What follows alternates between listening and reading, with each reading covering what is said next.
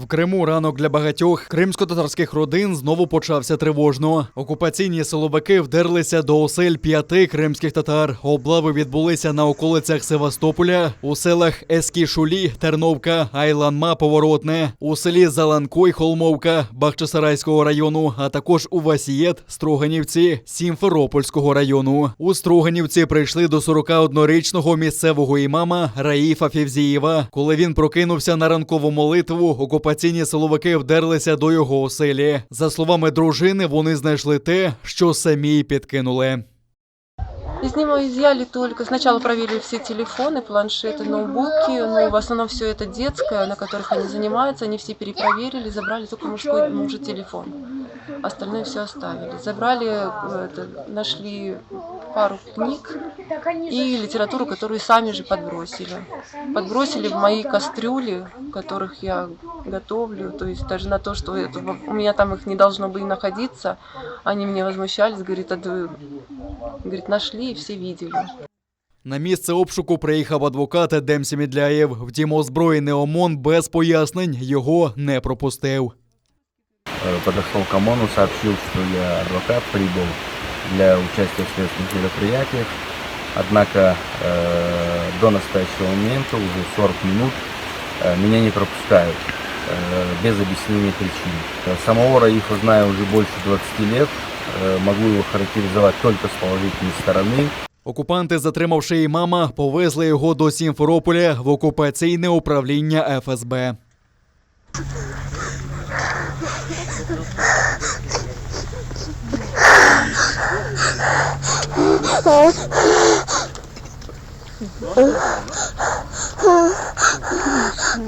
Ярамайлық yok, тек yaxşı елялық. Нічого поганого не можу сказати, тільки хороше. Ми усі шоковані. Знову в нашому селі облави почалися. Нехай Аллах усіх нас вбереже і наділить затриманих терпінням. Нас чекає важке майбутнє. Ми повинні знати, хто ми і тих, хто нам протистоїть. Ми повинні бути єдині і зберегтися. За кілька годин окупаційні силовики знову повернулися до оселі Февзієвих з повторним обшуком. Буцімто вперше не змогли забрати усі речові докази. Затриманий у Холмовці 48-річний Завур Абдулаєв хворіє на цукровий діабет. В його оселі ФСБ також влаштували обшук. Голову родини забрали. Везде сараи, здесь все, там его инструменты лежат, каждую дырочку. Зашли даже в курятник, посмотрели все в огороде полностью по периметру, пошли посмотрели. А ничего не изъяли у вас? Его телефон только. Только телефон изъяли и все, да? Да.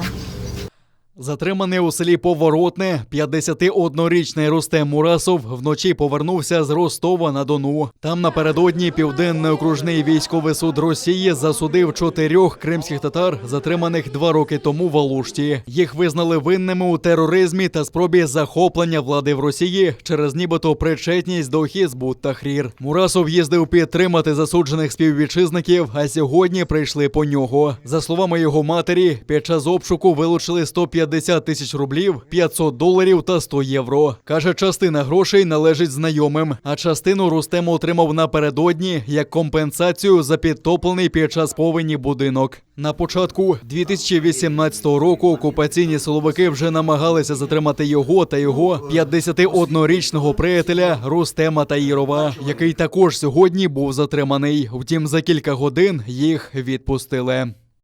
Если, говорит, у вас есть там кто, чтобы подвез теплые вещи, готовить, пусть приготовят. В общем, он сказал, ждите, будем, что там начальство нам скажет, что с вами сделать, будем решать. В итоге потеряли кучу времени, и вроде как мы не нужны оказались. 51-річного Джебара Бікірова затримали у селі Терновка. Його окупанти звинувачують у створенні осередку організації Хізбут Тахрір, яку в Росії вважають терористичною. Інших затриманих під Севастополем звинувачують в участі у забороненій організації. Усі затримані активісти відвідували судилища над кримськими татарами та допомагали родинам політв'язнів.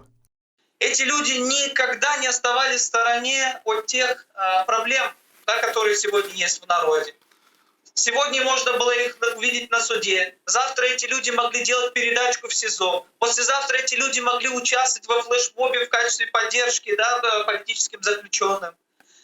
Помимо этого, они были организаторами и инициаторами проведения праздников для детей в своих регионах. То есть это люди, которые отличались своей гражданской активной позицией вот на протяжении всего этого времени.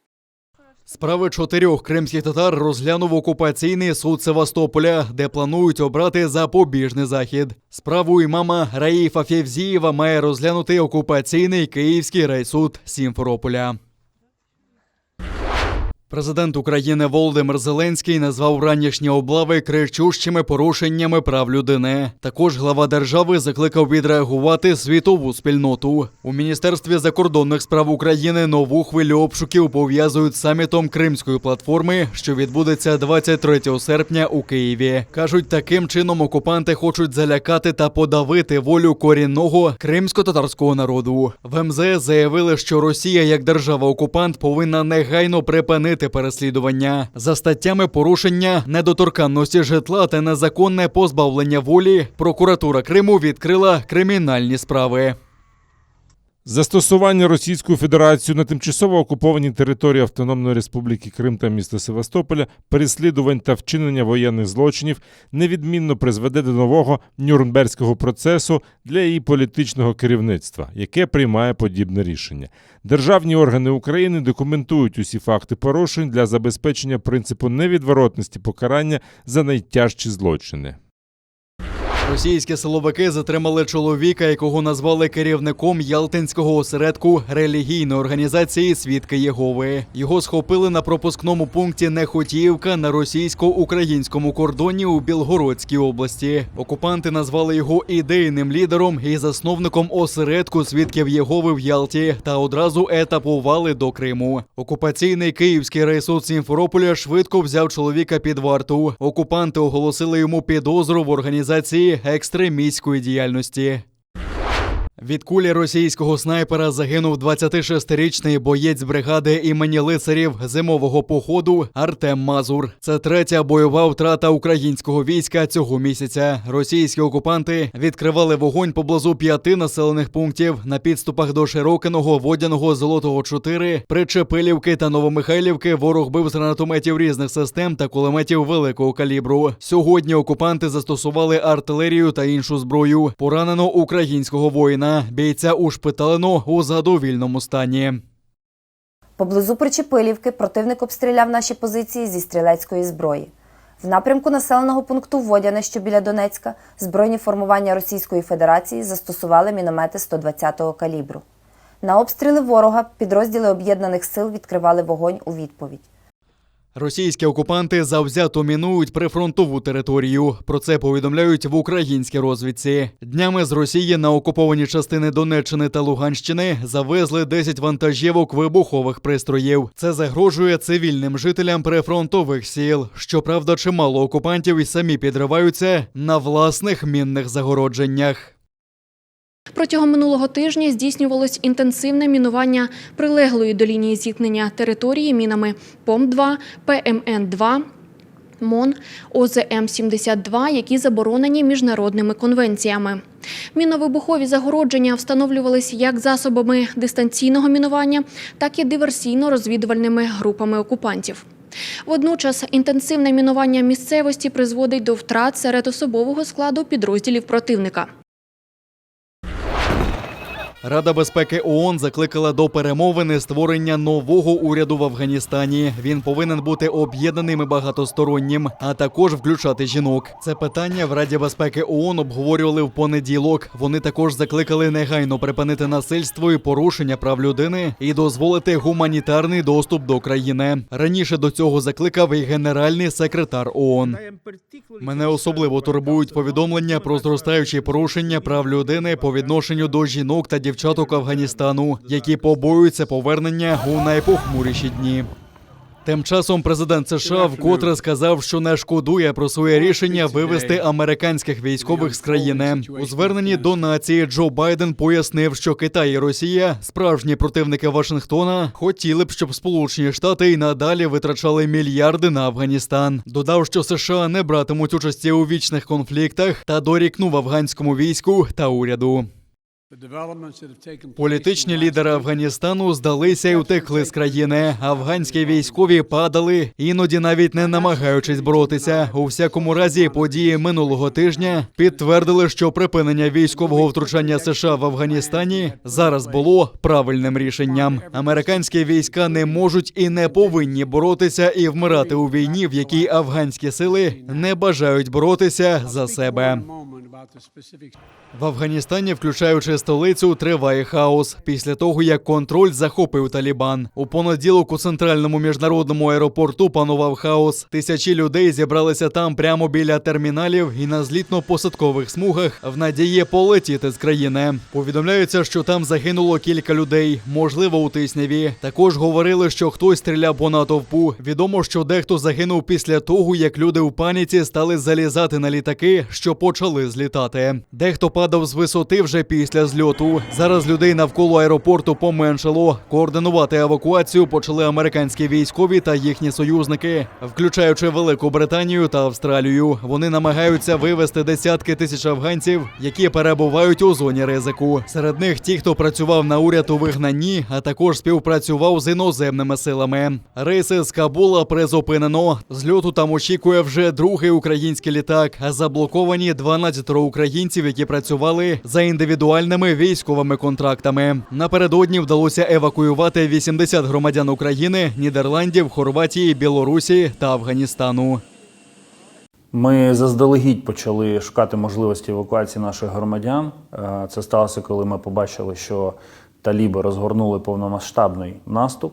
І тому на момент їхнього наближення до Кабула у нас вже був варіант, як вивезти громадян України літаком, який на той момент знаходився безпосередньо в Кабулі. Ми взяли на борт також громадян іноземних держав.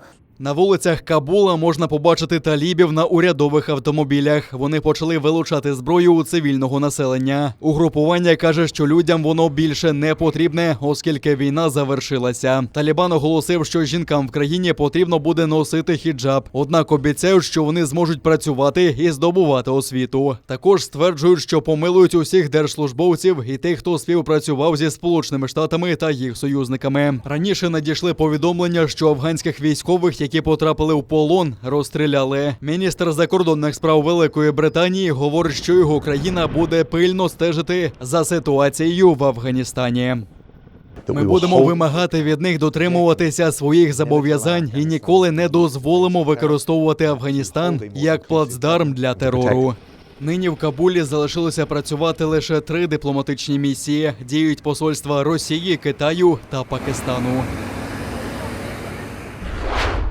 Плюс 40 всередині серпня – звична річ в Альгарі, селище на півдні Іспанії. До вечора стає прохолодніше і місцеві жителі виносять на вулиці стільці, а часом і столи. З давнини тут зустрічають захід сонця великою компанією за неквапливою бесідою. Уберегти традицію в умовах повального занурення в світ соцмереж вирішив мер міста. Подав заяву на визнання затишних вечірніх посиденьок Альгара об'єктом нематеріальної спадщини ЮНЕСКО.